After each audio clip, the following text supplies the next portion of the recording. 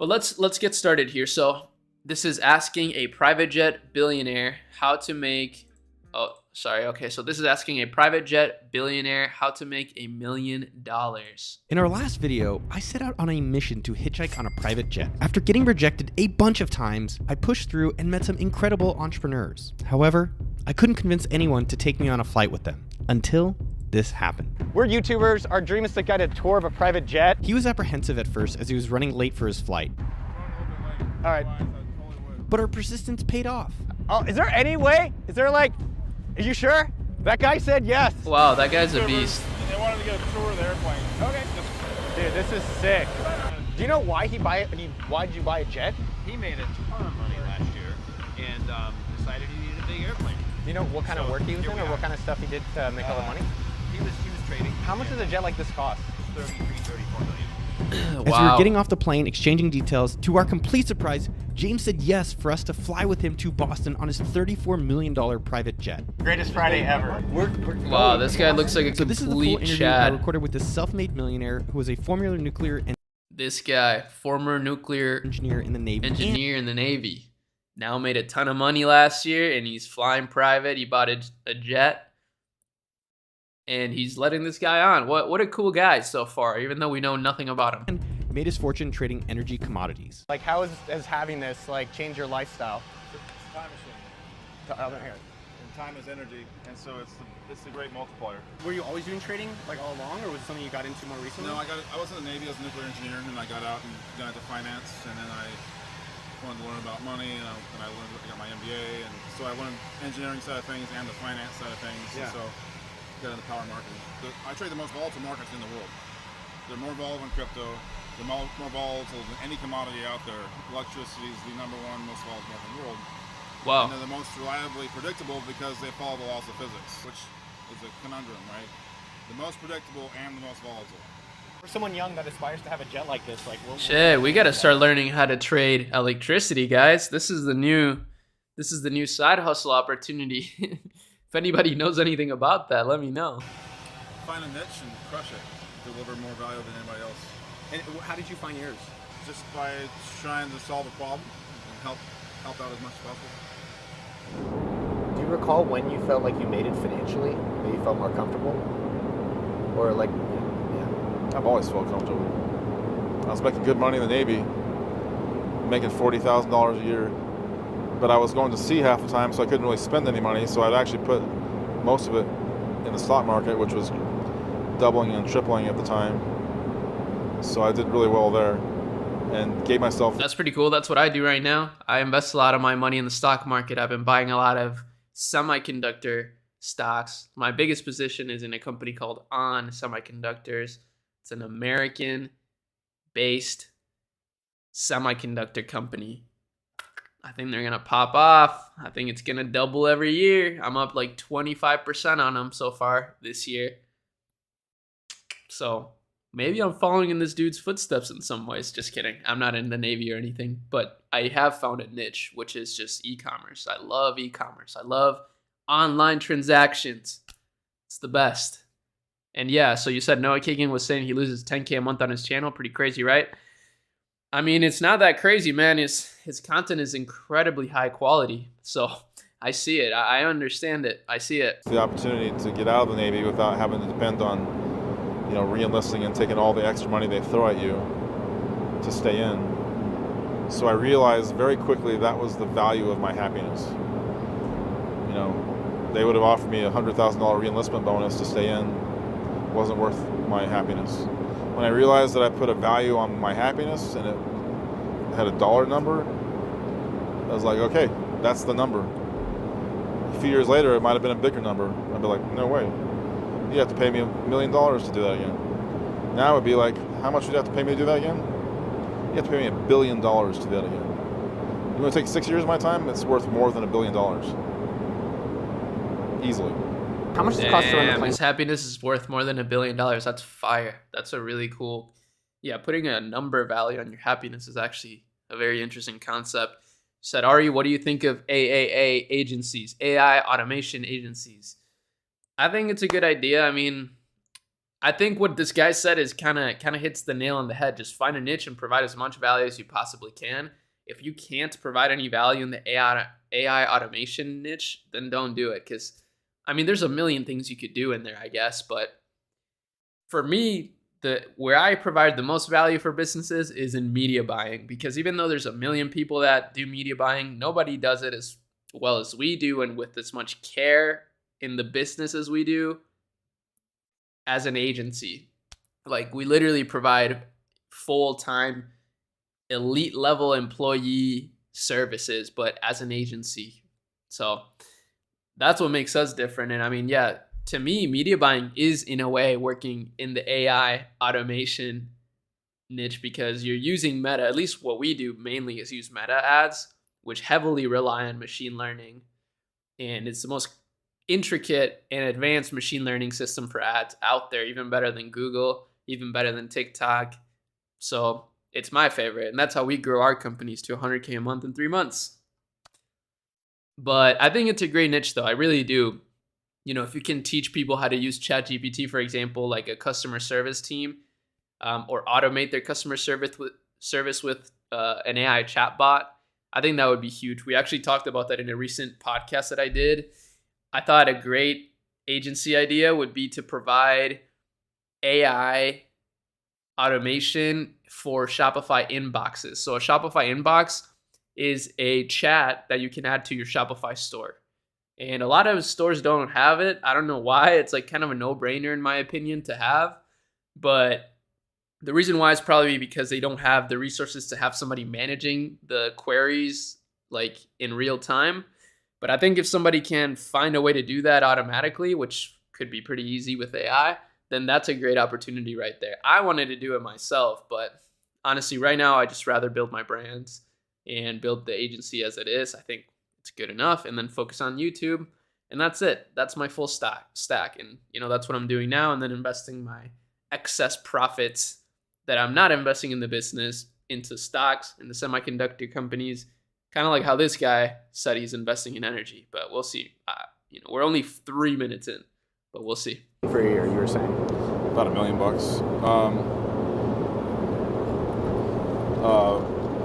Break-even cost. I mean, that doesn't include usage, really. That doesn't include using it? Yeah. What do you mean? Well, I mean, $1 million. Well, I guess $1 million does kind of get you. Yeah, I guess normal usage would be about $1 million a year, or light usage. And that's not even flying a lot? Not even flying a lot. I would say that. Yeah. If you flew at a fair amount, it'd be a little bit more than that. So, like this flight to Boston, like what does that cost?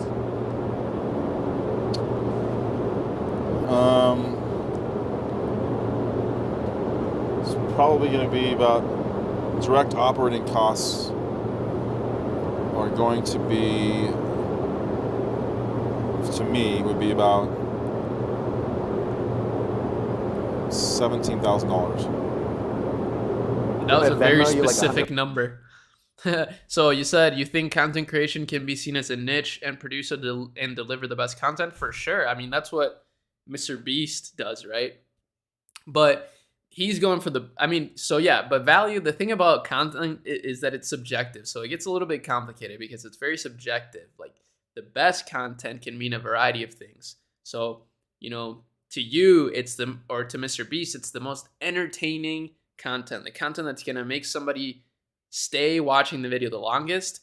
And that's great. For me, I think I can give the most value in the niche by being the most active. Literally, I think by interacting with you guys and answering your questions in real time and creating content this way that nobody else is doing, I think I can provide straight up more value. Even if my content is not the highest production value, it has the highest value in terms of like information. That's how I see it, at least. So that's what, you know, that's the angle I'm taking. But definitely content creation is powerful. There's no denying it. And that's why people are focusing a lot on it these days. And it feels like all these billionaires or multimillionaires, you know, decamillionaires, etc., are all starting to build their personal brands. It's not a coincidence. Certainly it's powerful. So definitely it is a good niche. $100? Like, I bet me like 20 Cash App. That's like cool, 20 man. Yeah. Wow, this guy's so nice. Send me some Dogecoin. Yeah. Before we get into the best part of the interview, I have got to tell you about the course I've relaunched, monthly1k.com. I created this course a couple years ago to help aspiring entrepreneurs like you get started and make their first $1,000 a month. I'm launching the course at an all-time low price of just $10. There's no subscription or anything else there. It's just $10. My commitment when watching these videos, since, you know, I'm obviously taking advantage of the incredible high quality production here for free, is to at the very least not skip the ads. Okay, so you're gonna have to suffer through a lot of ads if you start watching the streams, but it's the least we can do for this amazing content. I really want everyone who's watching this video to be able to one day own a jet just like James. You can go sign up for yourself at monthly1k.com. Back to the interview. I think when people think of someone owning a jet, like, I think if I saw you at, like, the store, I'd be like, oh, who's this guy? You're not like Louis Vuitton and you have like some fancy bag. You're just dressed like a normal person. Which I think we all judge way too much. I know I do. So I like reminding myself and the audience of that. Just like trying to be a little like less judgmental about who we see and what we think they are. Yeah, I like to surprise people. I can do it either way. Try and retain who you are. You don't need to impress anybody. Who's a fuck? Like, how do you think about your finances? You said like That's so real and true. I love that. This guy's some awesome. of the stuff like crypto hasn't done well. Like, how have you thought about your money and spending it, or like doing this kind of trip? I think of the economy in phases and what cycle I think they're in. I think we're entering, or have been, or entering into a winter. And I think winter time is when the strongest come out and survive. The wolves, the bears, whatever. Not the bear. I guess the bears are sleeping, but you know. I feel like wintertime is when there's a lot of rebirth, there's a lot of death. But every time there's death, there's rebirth. You can't have one without the other.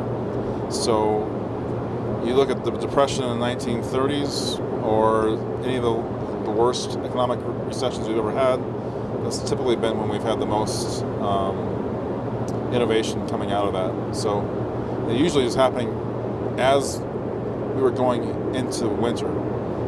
We were going into winter because it seemed to be probably that the old ideas weren't working too good anymore. Yeah. It kind of burned out whatever energy that had, and we were going to be shifting into something new. You know, these different phases that people are trying to figure out. You know, in our macroeconomic trends, right?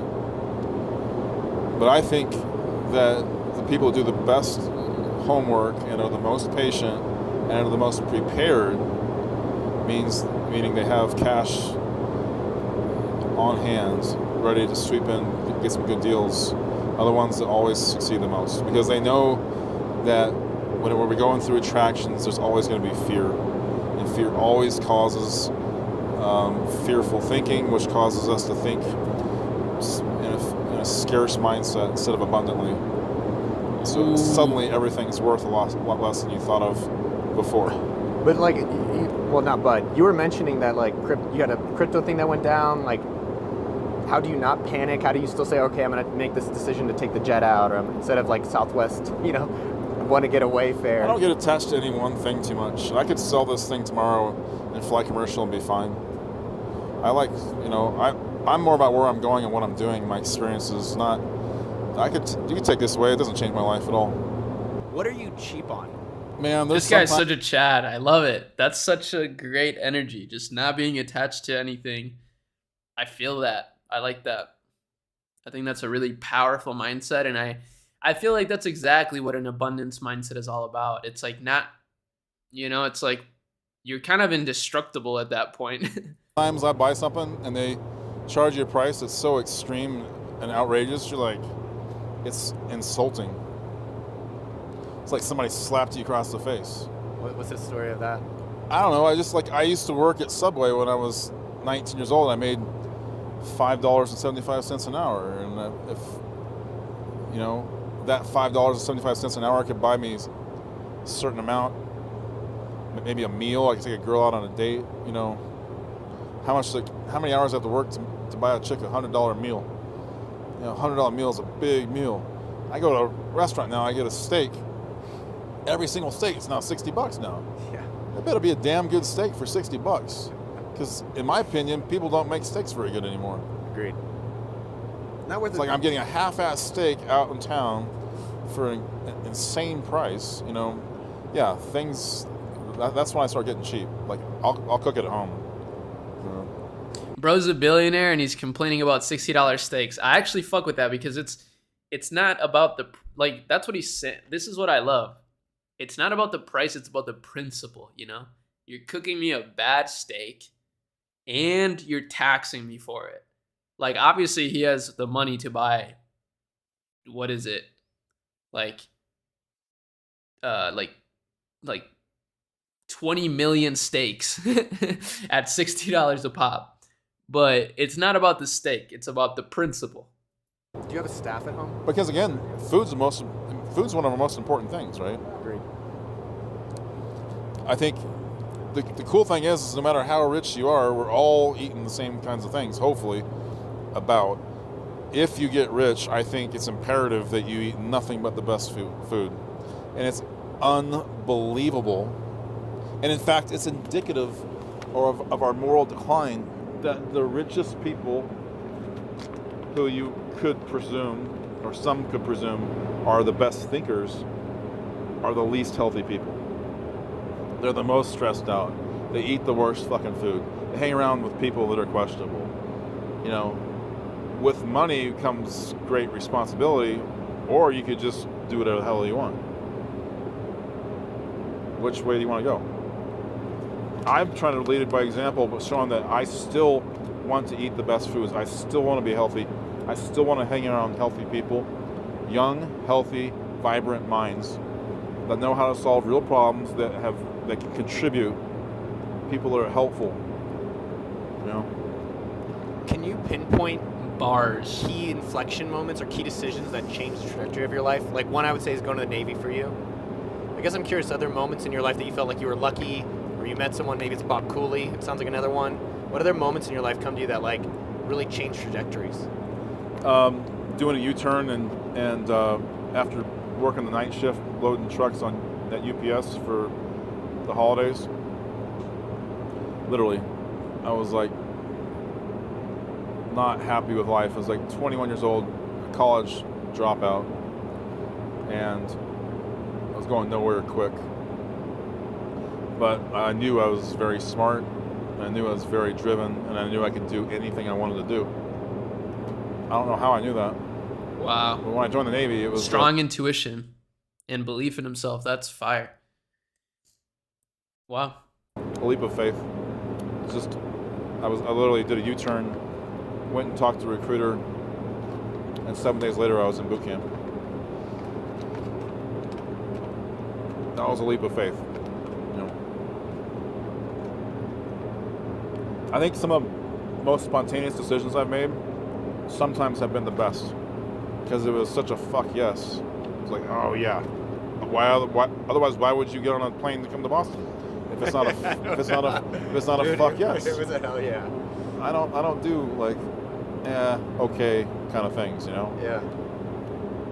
What are some of the other fuck yeahs or spontaneous like big things? Like, so it sounds like quitting UPS to go join the Navy was a massive leap of faith, U-turn. Yeah, that really, you know, doing something extremely difficult really gave me the confidence that, oh wow, I could be like considered the best of the best, you know. Like, this is a very tough school I went through. It was very difficult. So then another thing was getting a good job out of college. Just, I don't know, just a series of things. If you just look for gifts, they're there, you know. Yeah, I'm curious yours, because it's definitely, I think you have to have some magic ones in there.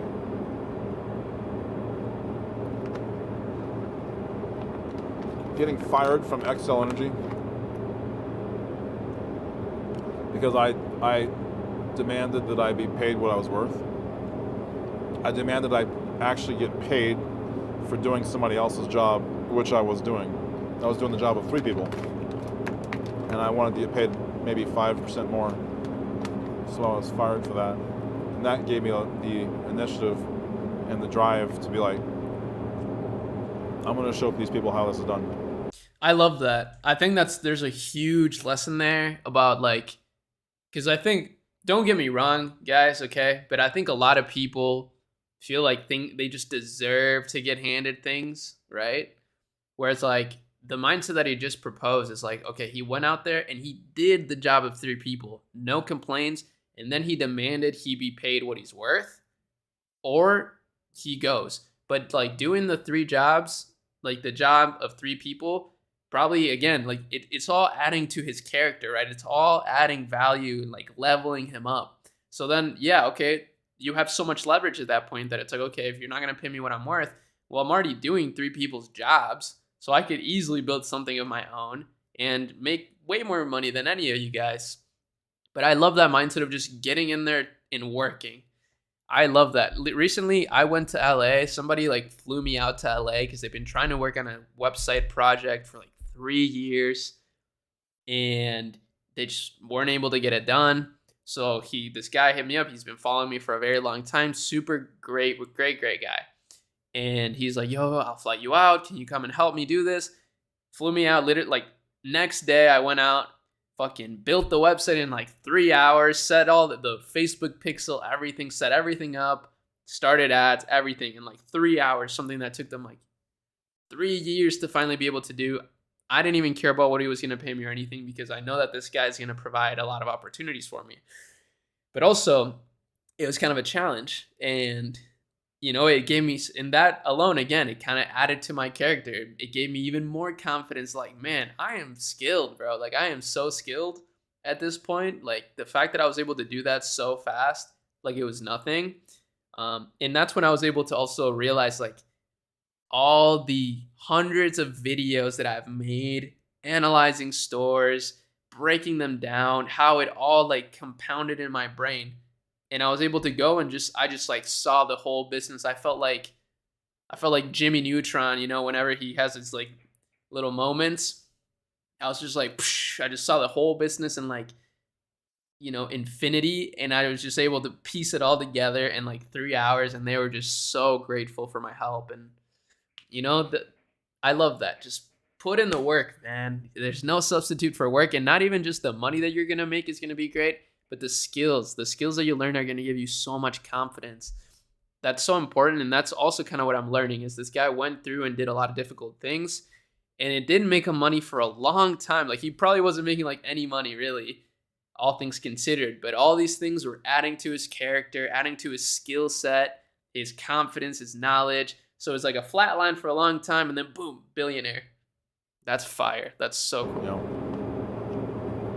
because I ended up competing against Excel Energy, and I believe I did things better than they did, even though they're a huge Fortune 100 company. You know.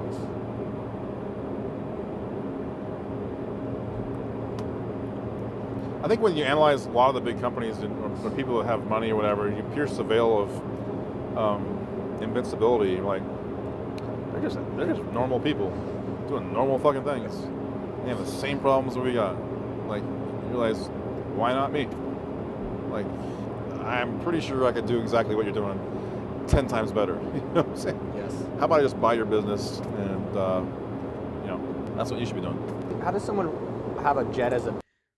Somebody asked, how many stores did you make before you got a winning store? I think it was like 4 stores, but it was across like 2 years.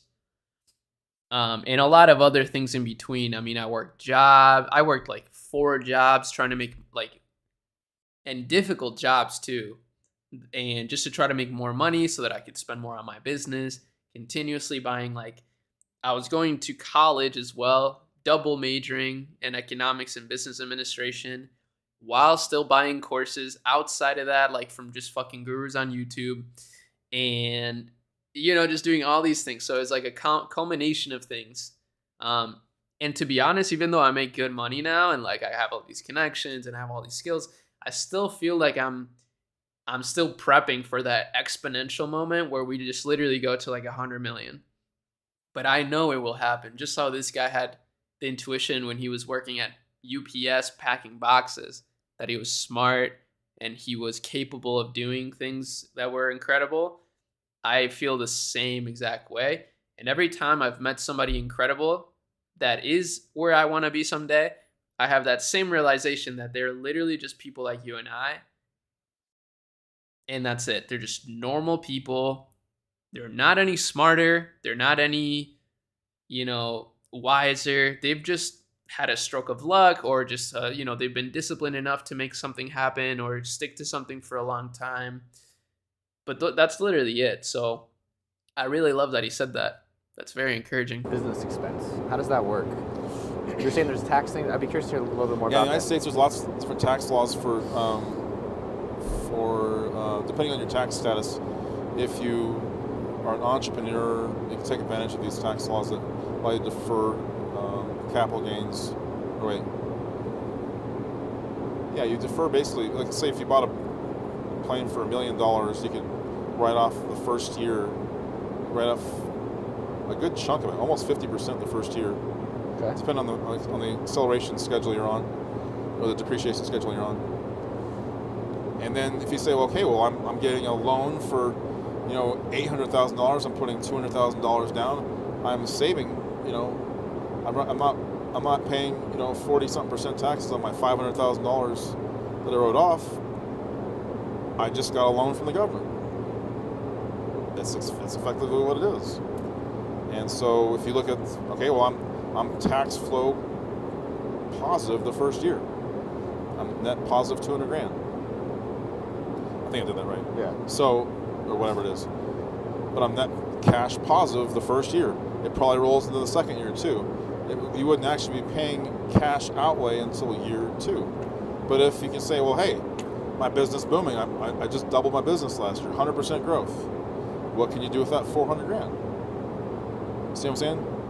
You can, if you're smart about it, if you're growing and if you're confident, and you use the machine as a vehicle to success, to further success, you can build a business with these planes, and it happens all the time. Not possible to create a nationwide business without being able to travel around and meet people. It's not possible. That's a bar. I mean, I already knew that you could defer the depreciation of a plane, but I think that's just overall a really good tip. It's like, if your business is growing really fast, obviously you're going to have to pay a lot of taxes on that. But if you're confident that you're going to continue that trajectory, find ways to spend that money that is going to fuel the business even more. And that's how you get that's how you go exponential. Actually, if you really think about the math of it all, it makes so much sense. It makes so much sense. So somebody said, then it all takes you back to the mindset. If you believe you can do it, yeah. First, it's believing you can do it, but then it's proving to yourself that you can do it by doing very difficult things and, sticking to your word and, doing the things you say you're going to do. So yeah, I mean, but because how many of us know people that talk so much? They talk all about all the things they're going to do, but they're not doing any of it. They're literally just chilling, watching Netflix, going to parties, hanging out with the girls, just doing all these things. And that's fine. But I'm just saying, it's more like everybody probably believes they can do something. Most people probably believe they can do something, but few actually do it. And there is a big difference. Yeah, I mean, I don't know, man. I don't fucking know anything. I'm so young and I don't really know too much. But from my experience, my own individual experience so far, it's just been these small things that I do every day that have allowed me to do really well for my age. Yeah. And I think it's only going to compound even more. But I'm saying that, but I'm also doing it, right? I'm making a video every day. I'm talking to my team every day, building things every day, getting on calls with people all the time, trying to fly. Like you're saying, I am trying to build a nationwide, worldwide company. So I am trying to meet new people all the time. So I'm not just talking about it all the time. I'm actually doing it. So that's great. Preparation meets opportunity. Yeah, man. I think that's what luck is. I think it's when preparation meets opportunity. But I think it's also naive to say that luck doesn't play a part in someone's success. But I think you can stack the odds in your favor, which I really love that. What should be the best way to go to someone who owns nothing, has some small knowledge, and wants to make hustler business in the next few years or shorter period of time? What should be the best go to someone who owns nothing, has some small... Well, If you have nothing, I think the best way to, like, straight up, I think the best way to make money right now, if you have literally nothing, I mean, you probably have a phone. If you have a phone, it's just to make content on TikTok. And yeah, maybe not for yourself, right? Because you probably have no value to offer. So you could try to go viral on TikTok. But I think being a creator, like a personal brand creator, is actually so much pressure. If you don't have much value to provide, if you're just trying to entertain people, I couldn't do it because I can't be someone I'm not, right? Like I just can't. But I think the best thing you can do is, yeah, either get a job that allows you to build more skills and cash flow, or start posting on TikTok for, like, as an affiliate for things. I think that's a great, like, source of income you can make, because then you can also, not only can you build capital, but you're also building the skill of making things go viral on TikTok, which then you can use to build your own e-commerce business. Shopify is literally $1 a month if you use my link, which all you guys should be using my link. It's an amazing way to support the channel. I obviously get a kickback for it. Shopify is amazing. And, I've been doing Shopify stuff for a long time. But if you're going to already start a Shopify store, you might as well get a good deal on it. $1 a month for 90 days. And you might as well support me if you like my content. You don't have to, but if you're going to do it anyways, you might as well do it through my link. But yeah, it's only $1 a month. So if you build that skill, then you can just, and once you build a little bit of capital, you can invest some of that money into your own product. Like, just find something that's already working. Don't overthink it. Just analyze the trends, or just watch my channel. I mean, I drop videos like that all the time, and order it, and then just start doing that same thing you did to generate some affiliate income on TikTok with your own product, and you'll build money. And then you can do that over again and over again. And who knows where that's going to lead you, right? But I think that's a good stepping stone. As much as we think we can be remote and doing this Zoom bullshit, it's not happening. It's not going to work. It's the same thing as electric vehicles. It's all pomp and circumstance. It's not going to last long term.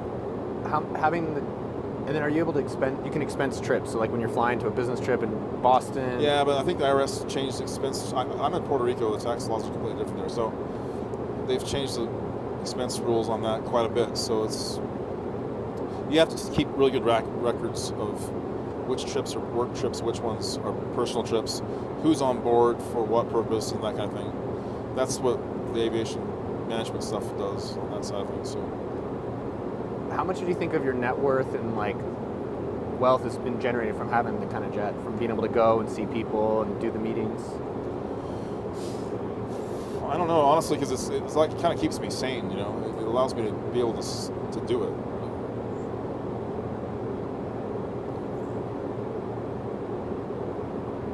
I don't know. It's hard to say.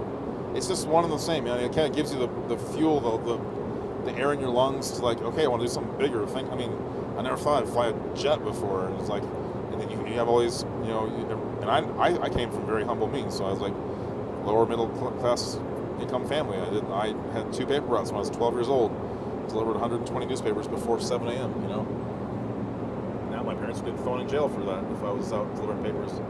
12 years old at 6 in the morning. So that's so funny that's so frowned upon these days, even though kids literally want to work. I always say that. And so, Victor, no, I wouldn't say self-development. I mean, hey, people say that. It may be true. Personally, I just feel like self-development is a little bit of a scam. Like, it's not a scam, but like, I think the best thing you can do is just learn a skill, bro. Just like, and try to make money. Yeah, like, I think you need to try to make money. And once you start making money, it'll change your mindset completely. And like, the only self-development you really need, in my opinion, is just being able to stick to your word and be consistent. And I don't know. I don't think you need to watch like a course to learn how to be consistent. I think you literally just need to get a pen, get a piece of paper, and write down at night what you need to do the next day to be consistent. I think that's all you need. I wrote on my list last night. I literally wrote down, and I've been doing this for so long. I said a reply to Twitter guy for media buying, because I've been talking to this guy that has like a $10 million company, and I want to get my team to do the media buying for his company. set up new business blueprint architect, because that's kind of my role. I swear, right now I have an incredible team that executes things at a high level, super organized, but I'm really good at like architecting ideas. So I have an idea that I'm architecting with some connections I have. And then the last thing on my list is stream. Guess what I'm doing right now? So I don't know. I would say for you, it could be find an affiliate opportunity that I can promote on TikTok. And then make TikToks to promote that affiliate opportunity. And then do that every day for like 2 months, 6 months. And then once you find it one viral TikTok that works, double down. And then you'll start making some money. And then reinvest that money into your own brand, not an affiliate brand. I mean, if you want, you could go all in on affiliate stuff. But I personally would do a brand. I would build a little business, like a, drop shipping, start drop shipping, find a product that's trending on CJ, use CJ drop shipping. You'll get pretty good shipping times, and then use all those skills you built making TikToks, promoting affiliate opportunities to your own product. Once you find one that works and it starts making money, run meta ads to blow it up even more, make more money, and go from there. But I would say, don't overthink it. I'm sorry. I think, all these like cold tub mindset things, like they're cool. They're great. I think it's good to do hard things. You should do it. Health optimization is great. Obviously, health is the most important thing in the world. But I would say, like, you don't need to do any of those things to make money. That's for sure. Let me just watch more, and then we'll continue to answer questions. This incentive to do bigger things, and these are obviously, they look like toys. They perform like toys. I mean, you can have a party on this thing. You can also have a meeting on this thing. We can also do a business deal on this thing. We could also sign a climate accord, or we could actually sign a treaty that decides that we're not going to use nuclear weapons ever again. We could do it right here, right now, on this plane. So that's the importance of having an airplane. That's what the President of the United States has, Air Force One, You have to have it. Just a cost of doing business, Yeah, it's inspiring. It makes me think bigger. Like even hearing you talk, hearing about like where you're going, how you think about things, the problem. It's like you got to be. I think as an executive, as an entrepreneur executive, you've got to be iron-fisted with your time and be extremely defensive of anybody trying to get any more of your time than you already give, because you already work too hard. So when it comes to your travel or whatever, like I would be like, no, it makes me. I don't have to waste time in airports and do all that bullshit. It's going to make me way more efficient, time efficient, and I'm going to be more inspired to travel. Bottom line. So you've worked your ass off. What are some of the perks besides the jet? Like I think people are always curious. Like, hey, you worked super hard. You've earned it. Perks of being able to relax, knowing that you can solve any problem, knowing that you always grow to overcome any obstacle, and even if it's going to suck and you can see in advance. Sometimes we see problems coming like a slow-moving train, and we know it's not going to be fun. We step in there and start working on it. What's that?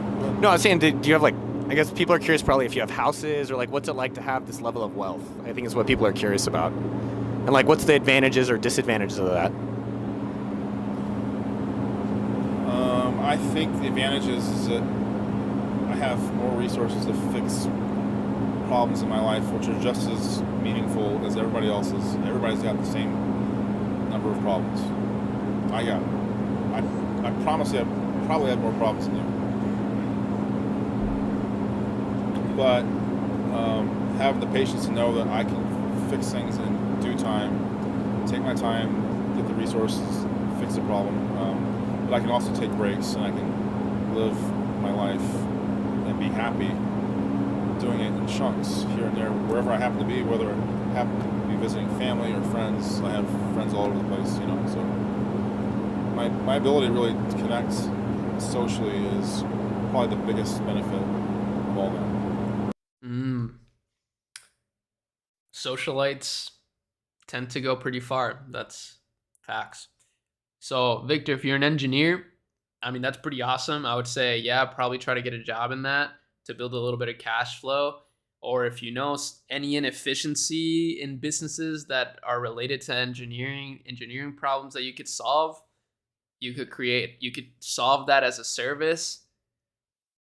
There's an infinite amount of things you could do. I mean, it can be overwhelming, honestly, to know that there's so much opportunity. But that's why I think it's important to just stick to something and just try something, man. But and yeah, can you hire an influencer to do the TikTok thing instead of grinding out the TikTok?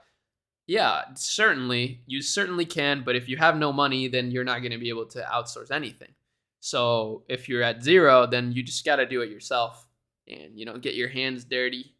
But eventually you can certainly hire people. How much do you think someone needs? Because we know that success in any endeavor comes down to your ability to build relationships. Do you think so? Because I feel like you've done a lot of it yourself. Like you were able to figure out this trading thing, I guess in my impression. Yeah, I was very much a go-getter and a kind of an introvert, and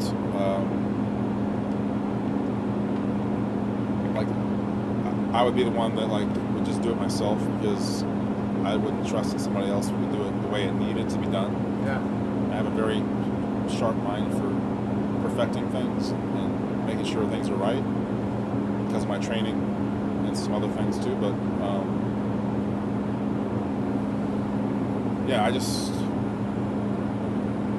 not sure what the question was. No, it was just more of perks of being wealthy. I mean, I guess how much does someone need to own a jet, you think? I don't think it was perks, honestly. I mean, if I sat down and looked at it, yeah. I mean, that's cool you're asking these questions.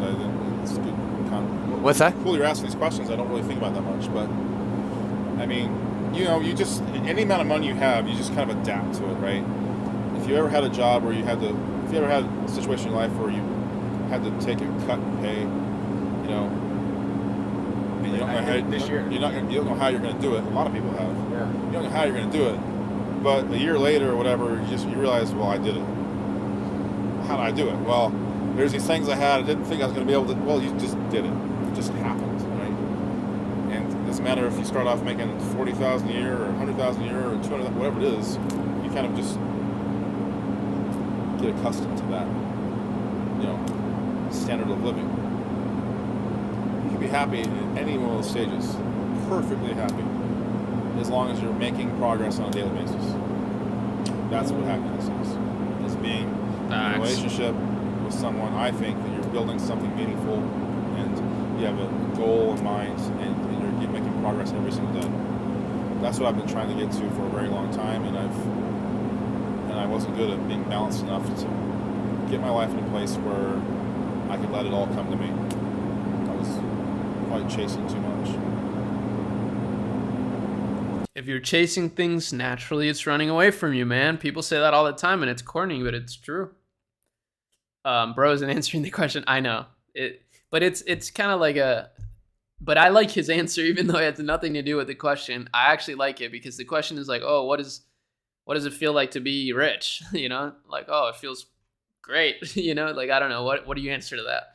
But he's going in a little bit deeper about like what it really means to be rich. It's like not like your problems are still there. Like, sure, you can solve a lot more problems, but there's more problems that come. And ultimately, like, you can be happy, like you said, at any level in your journey, as long as you're making progress daily. That's what he's saying. So it's like that's more so about fulfillment. That's how I interpret that. It's like you can be happy with yourself if you know that you're making progress daily and working towards something every day, even if it's just little by little. And I really love that concept. It's something I don't know. I feel like I've always, ever since I was like young, playing like World of Warcraft or RuneScape, like I was happy leveling up every day, and I feel like I still apply that into my daily life. It's like if I read 10 pages of a book every day and like I finish the book, it feels great. If I make a video every day and, my subscriber count grows or my channel grows, it feels great. But yeah, is there a bit of tension between the two, or am I tripping a bit? I think the tension's probably just from like, it's probably loud in the jet. It sounds like it's really loud in there, and it's like not really like the best place to have a podcast. But that's all fixed. That's all getting fixed. Are you working as much these days? Are you taking more time for yourself? I'm starting to work again here now, looking at some business deals with a fresh eye and a lot of energy. but also very careful about budgeting my time. I think if you think of your time in business defensively, it's really good for you, because treat everything as a different entity. This business is trying to invade on my relationship. That's the way your wife thinks about it, or your girlfriend, I guarantee you. Yeah. So everything's got his own energy, so you got to balance things, right? It's just constant balancing that. And it's hard sometimes, man. You're trying to. But the other thing is, you can't please everybody. You got to please yourself first. It's funny how this guy is. He's like, he says, like, kind of treat like everything or treat your time defensively. Where I remember that other guy, Wes, that we looked at, he was kind of like on the opposite end. And it's just so interesting how different personalities operate, right? Because that guy's like, I treat my time aggressively. Like, I treat life aggressively. Like, I go after everything, blah, blah, blah, blah, blah. And this guy's like, I'm very defensive. I'm very, like, calculated. It's like, I think there's a lot of lessons to be learned in that. And I think it's just, it goes to show that really anybody can make it, as long, but the one message that both of them have that is exactly the same is the idea of consistent daily disciplines. This guy mentioned it, and that other guy, Wes, mentioned it. But personally, I like this guy's approach more too. I feel like I'm like this guy more than that Wes guy personally. I mean, that's just how I'm a little more calm, maybe. I'm not as like aggressively like, I'm just like more collected. And I don't know which one's better, right? I don't think either one is better. There's probably people at his level of both personality types, but I think that it's kind of refreshing to know that there's no one way to be, right? Like, there's not a one size fits all for being successful. The one size fits all is just being disciplined and, making consistent efforts every day. That's fire. If you're not happy, nobody's gonna be happy. So number one, take care of yourself, help yourself. Don't fall into a codependent rut where you're helping other people. Really, you need to be helping yourself. How do you keep your kids grounded when you've had money, especially that you came from, humble beginnings? Just monitor their language. That's interesting. Like my first daughter, I heard her one time talk about, this is years ago, and she was kind of going through an early teenage phase and getting a little bratty. I heard her say something about, my daddy's got a jet, we're going to take my friends somewhere like to New York or something like that. Or something like she was bragging. And I said, if you want to learn how to be really unpopular in school, just keep saying that. Nobody likes to hear that kind of stuff. I didn't when I was in school, so just don't be that way, That's actually some wisdom, I would say, because people, that it's not entirely true. People, you might be popular for the wrong reasons, so you're not going to attract the right people into your life by like bragging about shit. You're just going to attract people that are, for lack of a better term, gold diggers, like people who are just trying to get some gold out of you, as opposed to people who just want to be your friend. That's smart. I like Top G a little more. Yeah, they're just different, bro. Like, again, it's just different people. I don't. I like all these people that we're talking about, but for some reason, I just relate to this guy's personality more. Just like, I don't know. It's hard to explain. I don't know how to explain it, to be honest, but, we're all a little bit different, which I think is amazing. I think it's so fun that we're all a bit different and we can learn from each other. And I learned from all these people, Top G, that West guy, Noah, you guys. I learned from everyone. Why does Noah just keep staring at him while he answers? The guy being interviewed is waiting for a reaction and he just looks at him. I know, it's a little weird. But I think he's just being, I don't know, bro. I think it's just like he's just kind of letting him finish his thought. Because he does pause a lot in between takes. So maybe he's just letting him finish his thoughts, which is kind of a respect thing. My kids are grounded, though. They're great kids. I guess what I was wondering for you, do you ever regret working so much? Like, was it worth it? Like, all the work and all the sacrifice? Yeah, because it placed a heavy toll on my family life. And whenever my first marriage fell apart, what I was left with is that I have 3 beautiful children, and my time with my family was the most important thing in the world to me. Way more important than any money. After my divorce, I would have given everything away, because I can always make money, but you can't get back time with people, you know, or you can't compare certain things. Certain things have permanent, lasting consequences, you know. So, yeah. This is like a therapy session, low key. And yeah, you're right. Noah's analyzing his soul a little bit. That's the Starafax. He's like looking into his soul right now. I do regret working so hard. I regret not having the right balance. And that balance really was lacking because I didn't help myself, didn't take care of myself physically. At some points, when I get stressed, I put on weight. I had a lot of stress. You know, every day I'm trading, my net worth is completely at risk. I can lose everything. I'm completely bankrupt if I do the wrong things. You know, so a lot of stress there. Yeah, I feel you.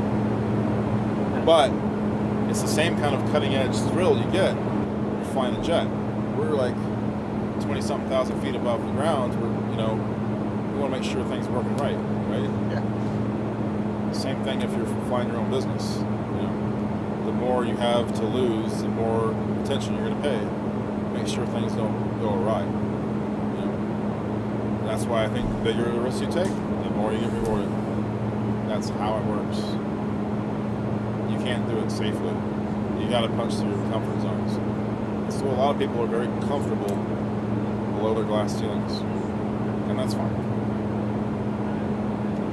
But we're starting to realize that our glass ceilings are in different areas of our lives, not just money, not just jobs or career, but now we're starting to realize that there's glass ceilings we've had our entire lives on our health, the well-being of our relationships with our friends and our family.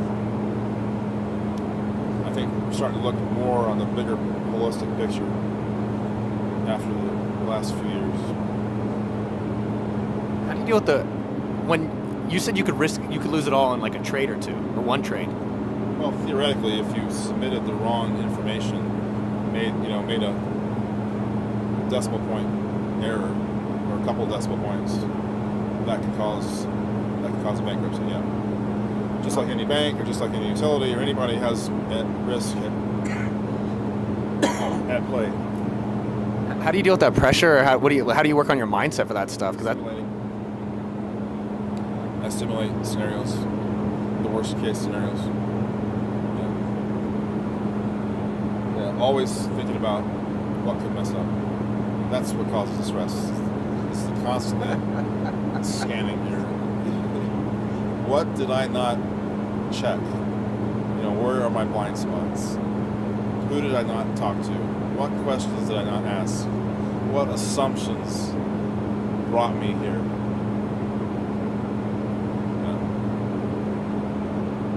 I just read all the stuff. All the greats put out. Tony Robbins, Ray Dalio, a lot of good people I've learned from. Keith Cunningham out of Austin. Ray Dalio's goated. No, one of our guys went to his workshop. You should go to his 4-day MBA. It's good. His books are I love his books. It's better than my real MBA. I would rather do 4 days with Keith than 18 months at a business school. Hands down. Hands down. This is a test. You'll learn more in 4 days with Keith Cunningham than any MBA course in the world. What a testimonial, huh? From a real billionaire. Harvard included. 100%. I've never heard of that guy. I have a chip on my shoulder against Ivy League schools and people that have their, academic credentials, because I learned the hard way. I learned by doing it. The Navy teaches you how to do things. Learn by doing is probably the most valuable learning that you could have. That's facts.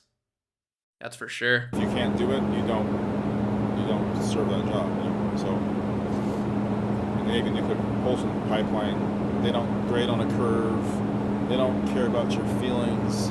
They don't care that you're really, really trying hard and you really, really tried to get up for that test you had to make. They don't care. If you don't show up, you're fired. If you don't have the grades, you're fired. That is what the United States of America needs more of. It needs more of that cutting edge, raw, risk-taking mentality where there is downside, real downside, not these imagined things we come up with, threats around the world, or pathogens that may or may not kill the entire human race, or whatever the new thing is going to be. We're always looking so far away from us. We're always the last people to come and look right in here. Like, do you know your neighbor? Do you know both of your neighbors? When was the last time you had a picnic in your neighborhood? Do you know who? I mean, really, like coming back into. That's so true, bro. That is so real. We're so worried about all the problems in the world that we just like forget about our like the problems in proximity. That's like the most important thing ever. Yeah, I mean that's the problem with the internet, man, and the problem with social media is it's a double-edged sword. To connect everybody in the world is a beautiful thing, but similarly, it has a lot of downside because now you're more worried about the rest of the world than you are with your own internal world. And that's why so many people are suffering so much. He's so right. That's why a lot of people are going through a lot of mental health struggles, seeing all the problems in the world or worrying about other people, like enjoying other people's successes and failures and whatever, instead of trying to like work on their own life more. Yeah, so somebody said, bro, would you even want to be that rich? It seems like it comes with a lot of pressure. I would be so paranoid. That's a great point. I think that's your own personal, the answer is always going to be personal with a question like that. But personally, I would. I would. I do want to be that rich. But I'm a big believer that like things don't have to be a certain way. I like to think that I can make my own rules, and that, there are some rules of nature, right? Like momentum or inertia. I do believe in that, like, daily consistencies. That's kind of what I mean by that. But I do also believe that you can get very, very rich without necessarily sacrificing your whole entire life. Like, I think it's possible. Maybe I'm wrong, but I'm going to try my best to do that. Like, I want to continue to do what I love, build a team, have a loving family, like a great family life. I think I can do it all, but we'll see. It's a locale of where you live. To the micro level. Your HOA, your student board meetings. I don't know, whatever it takes to get connected at your roots, your home. Because it shows how ill we are as a race when we are constantly looking for things that we have zero control over. Zero. When we don't do anything to fix things we have 100% control over, which is in here. And so we're extremely unhealthy society. We know what it takes to fix a problem. Nobody's done it yet. Or are we? Are things changing? Are we shifting? What's going on? Do you think people are limiting themselves too much about what they can do and what they can think and what the abilities they have? Yeah, I think they're limiting themselves not for a variety of reasons. One of which is personal or interpersonal relationship, or maybe generational trauma, or maybe it's PTSD, maybe it's trauma from a rape or incest case. There's a lot of trauma in the world these days. And if you think about somebody who's trying to make it in this world, they start off as a young pup trying to get through high school and college or whatever they're trying to do, to be able to navigate this world and avoid all the collateral damage from fill in the blank. It's slim odds. It's a tough world, and so when you accumulate stress and trauma, you need to have a more effective way of eliminating it or balancing it. Better put, imbalances never get eliminated, or energy never gets eliminated. It always shifts. So I think the better we can come together and learn where there is polarity and one person is different than another, and we can serve each other's needs, help each other in some way that is unanticipated and helps us fill our blind spots, it's a win-win. I think the economy is going to start shifting from a materialistic economy in the United States to more of an interpersonal economy where people are fulfilling each other's needs, not so much monetarily. It could be emotionally. If you don't mind me asking, what was going on recently? Facts. You said stuff just like life going on recently? I just turned 50 and I was having some revelations and going through some. I'm doing a lot of housekeeping, my mind and my soul. I'm trying to get my life in an organized state where I feel like it's like I just cleaned my desk and I feel really good about where I stored everything. It doesn't mean everything is resolved. It means that everything has got a home. You know what I'm saying? That's just what I was trying to do. That's to me what stretching allows me to do is clear my mind. That's deep. I turned 40 this year, and like I was pretty sad for months. I was just like, I turned 40, and I was like, I'm not married. I don't know what kids. Like, what's happening? I don't know. It was definitely kind of threw me off tilt. I was a little. I gained like 16 pounds in 10 days, and I was planning on doing the opposite for my 50th birthday. You know, I was planning on showing up all ripped and good shape, and I don't know. It just I've been doing a lot of work, and I probably just needed a break. And I'm hard on myself, so. They were way too hard. Way too hard on ourselves. So yeah, I learned to have empathy for myself and realizing, okay, everything I'm doing, I'm doing great. I'm healthy. My body's moving great. I have no restrictions right now. Everything's on track. I'm gonna go walk the beach here every single day for a week. Get my feet in the ocean, get grounded. We'll see. As long as we have a way, I think us humans don't really understand how we best reboot our health. When I say reboot, I mean you can reboot your health in 10 days. No matter where you go, if you have the right resources, you have the right food, you have the right people, you have the right conditions, you have the right preparation, which means you're not bringing bottles of Jack and PBR, you know, whatever it is, whoever you're with, you can set it up to be a health trip. You can get a massage therapist there to share among 4 or 5 people, couples, whatever it is. You can get massage therapy, acupuncture, some basic stuff, a chef that cooks organic food, whatever it is. 10 days is a lot of time where you can get off the grid, detach, detox electricity, information, people, stress, and see how your body is affected, and literally watch how you walk differently. Your brain will literally have more capacity to physically move around better. That's what I've learned from stretching. That's what I learned from, because I've been pretty high tech when it comes to what muscles do what in the golf swing. Exactly. And what muscle groups need to come into balance for me, actually any golfer. Biomechanically, to be I'm basically a robotic golfer. I'm building a machine that all it does is generate success. Basically, I want to learn golf, stretch, and join the Navy after hanging out with you. Those are like my 3. Like, I need to get underwater and do. The submarine thing was cool for like 30 minutes. After that, is like, what the fuck did I do? But I would say one thing to come back on. I mean, my word of the year is be kind to Noah, because then I can be kind to others. But I'm just shocked in general how mean I am to myself on the regular, and then how much everyone else is doing that too. And I do have 1 or 2 friends that I love being around because they're so nice to themselves. I didn't eat a piece of chocolate 2 nights ago, and I texted my buddy Tynan. I said, hey man, I thought of you because you would probably tell yourself, I'm so proud of myself. He's like, dude, I just did that yesterday. And it just makes me kind of remember that, like, for you, for me, all the people, I don't know, just like be a little nicer. Like, it's okay. Like, you can't. Yeah, it's sad to me how much people struggle with like self-image, and I don't know, even like Noah Kagan is like super successful, bro. Like, this guy's exited a business for like 9 figures, and he's like, I'm so mean to myself. Like, that's sad.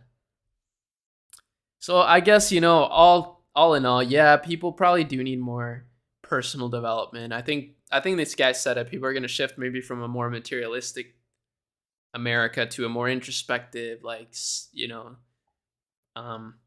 self-development America, which I think would be awesome.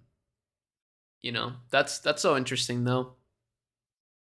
Yeah, super interesting. Okay, you're gonna get back. It's not over. I just think in general. First. Order the dessert first. What do you mean? If you're in a good place and there's some badass dessert on the menu, get that shit first. Don't water it down, make it last. You always want the best first. What's a day in the life like now for you? Because it sounds like before your days sound stressful as hell. Like, most of my days spent stretching. Yeah. I have found the path to my psychological development has been through stretching directly. Straight up yoga.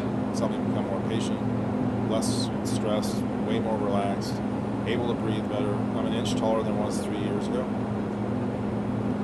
Because I stretched my central hamstrings enough to where I got the cathartic curve out of my lower back, got a straighter spine, better posture, more energy, all these other benefits. Wow. So the more I invest in myself physically, the more benefits I get out of I'm gonna stretch more, bro. myself financially. That's a good lesson. This guy's a billionaire. What does he spend his days doing? Stretching. That's really cool though. Because I'm happier.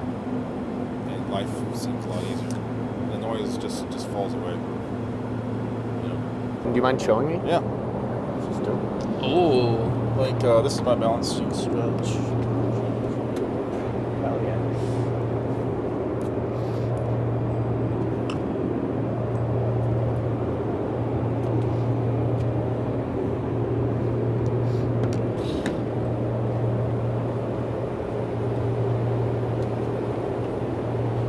whoa. Holy shit. Dude can stretch. How much do you spend a day? That was actually pretty impressive. I'm not gonna lie. Thank you for all the value you bring to the space. Thanks to you. Thanks to all of y'all for allowing me to do this, man. This is awesome. For stretching, like you pay someone to help you stretch, and you're spending like $2,500 a day. I guess how do you? These are very highly experienced people, though. They it's like getting surgery without a knife.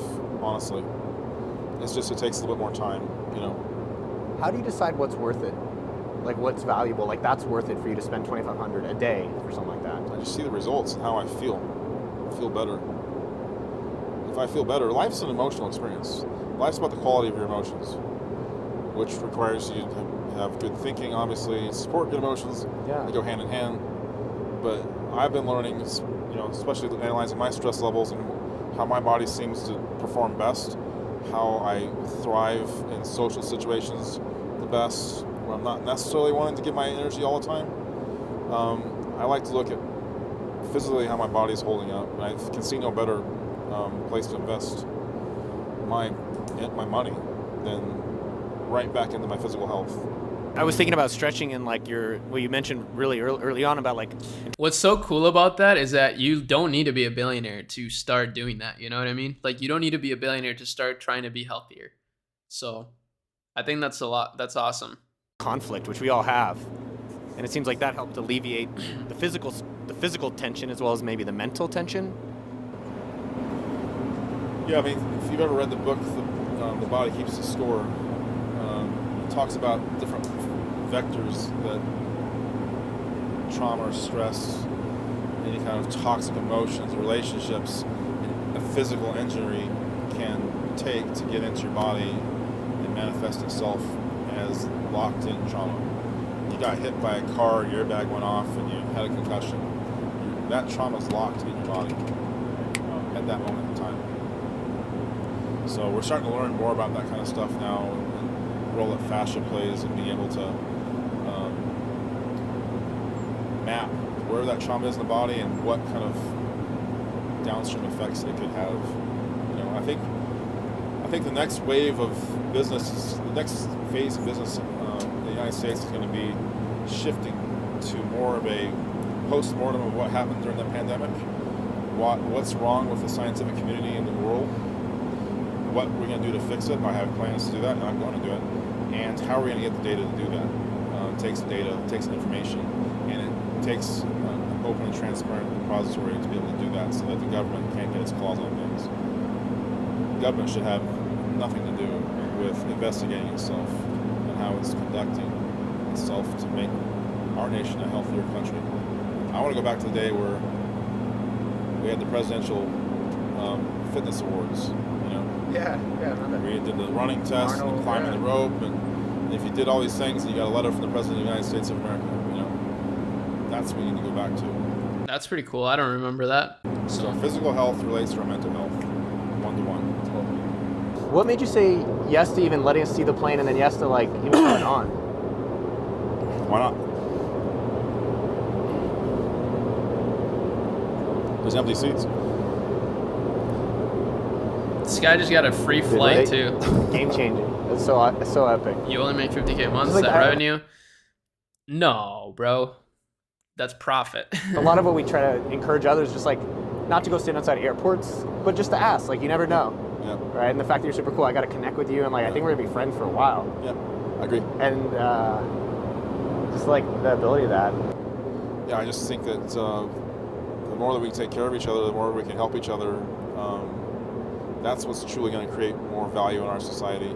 It's something we don't quantify or we don't measure, because we consider GDP to be one of the only measures of economic activity. I can tell you we haven't had any activity in the United States in a long time. Zero. We haven't produced a fucking thing. I was born in 1972. I was born in a time when people were a lot more proud to be American and a lot more proud of our actions on this planet than we are now. And I don't like the way our direction's going. So I want to be part of the solution. You should have said $1 million per month. Yeah, I mean, a lot of gurus probably would do that, but I don't want to. Honestly, I don't want to be a guru in any way. Like, I just want to share the journey and hope that people want to help me get to my goals. That's my goal. I don't want to, I don't want to be like that. If you have a good store that looks like a brand and makes $10K per day in sales, how much will you sell this for? I don't know. It just depends on a lot of factors. Like if it's just like a brand new store, probably not that much. Like probably not more than like $100K. But if it's like a 2-year-old store and it's consistently making like $300K a month very profitably, then you could sell it for millions. How can I be part of the solution? Get healthy. Why? I just turned 50 years old. Who am I gonna be when I turn 60? I can tell you who I'm gonna be when I'm 60. I'm gonna be a lot more fucking rich. I'm gonna be a lot more handsome. I'm gonna be a lot more powerful. I'm gonna be a lot more fucking connected. I'm gonna have a lot more capacity to solve more problems. I'm gonna have a bigger fucking plane. I'm gonna have more resources. I'm gonna employ more people, and I'm gonna fix fucking problems. If rich people who fly these fucking planes actually did something with their money, with that mindset, we wouldn't have any problems. We'd have less problems. The problem is everybody thinks that the goal is to make it, to keep it. That's not the priority.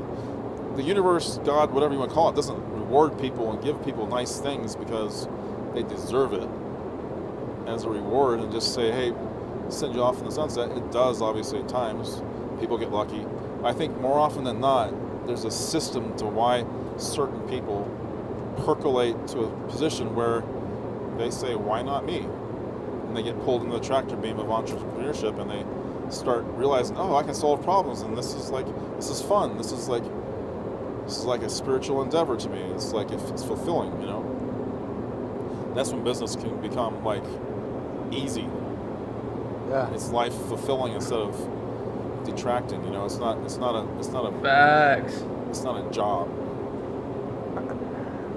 Yeah, I was thinking it's about not a job, it's a mission, just fixing problems, bro. You could be middle G or something as a guru. That would be pretty viral, but that's so funny. Middle G. I kind of like that. That's not bad. Nah, I'm trying to be top G though, bro. That's the thing. You just got to give me time, okay? You just got to give me time. Do you recommend any supplier service for ad creatives for Facebook and TikTok? You can do like Billo. Billo's not bad. You could find your own creators. What methods do y'all personally use to analyze market trends? Asking everybody. I just use the Akemi Lab, bro, because we got researchers that are doing that for us. I'm not kidding. That's true. But I don't know. Just like staying, like I do a lot of research. I do research every day. So like that makes it really easy for me. But I like to go to Crunchbase, watch YouTube videos, go on Twitter, read different things, listen to podcasts of like very important figures, see what they're doing. It's kind of a variety of things, and then I just compartmentalize all of it in my brain. Arie, I'm seeing Akemi ads. Are they profitable? Yeah, I mean, I don't spend a lot on Akemi ads. I spend maybe like $10 a day. So yeah, they're profitable. I'm not really trying to scale that. It's mainly for retargeting. I get enough reach organically, honestly. The Billionaire went from 0 to 100 in less than a minute. It's not only his car that gets speed fast. If you can create your work to be your lifestyle, and you also want to live a nice lifestyle with great people, that's a pretty powerful combination if you can make that happen. If you like this conversation and you want to watch another interview I did with the billionaire founder of Kinko's, check out this video right up here. And if you haven't already, make sure to like and subscribe. Uncle Noah loves you, and I'll see you out there. Pew. Shout out to Uncle Noah. Shout out to Uncle Noah for a banger video yet again. But yeah, incredible video. Really loved that. I really liked that guy. He was really cool.